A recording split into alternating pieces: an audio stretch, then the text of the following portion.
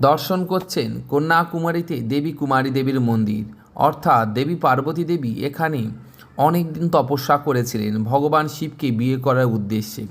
হিন্দু ধর্ম অনুযায়ী যখন কোনো মানুষ বিয়ে করতে যায় সঙ্গে জাতি রাখেন।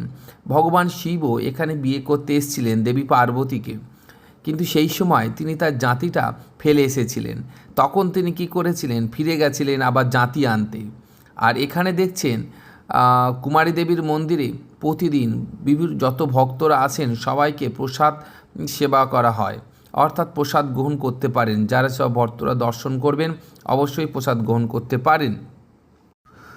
অতঃপর ভগবান শিব যখন আবার তার জাতি নিয়ে ফিরে এসেছিলেন এখানে দেবী পার্বতীকে বিয়ে করতে, সেই সময় এসে দেখলেন সকাল হয়ে গেছে। তাই তিনি দেবী পার্বতীকে আর বিয়ে করতে পারলেন না। যেহেতু রাত সম্পূর্ণ হয়ে গেছে, তাই এখানে দেবী পার্বতী কুমারী রূপে পূজা গ্রহণ করে থাকে। প্রিয় বন্ধুরা, যারা আসছেন এই মন্দিরে অবশ্যই দর্শন করবেন দেবীর এই মহিমা এবং অসাধারণ। মন্দিরের চারিদিকটা আমরা ঘুরে ঘুরে দেখছি, ভিতরে ক্যামেরা অ্যালাউ না থাকায় আমরা দেখাতে পারলাম না ভিতরের দৃশ্য। আর এখানে রয়েছে অনেক সুন্দর ফুলের গাছ, অসাধারণ ফুল। প্রিয় বন্ধুরা, আর একটা কথা জানিয়ে রাখি, এই মন্দিরের গর্ভগৃহে প্রবেশ করতে গেলে পুরুষদেরকে অবশ্যই খালি গায়ে প্রবেশ করতে হয়। আমরা মন্দির দর্শন করে নিয়েছি, এখন যাব বিবেকানন্দ রক।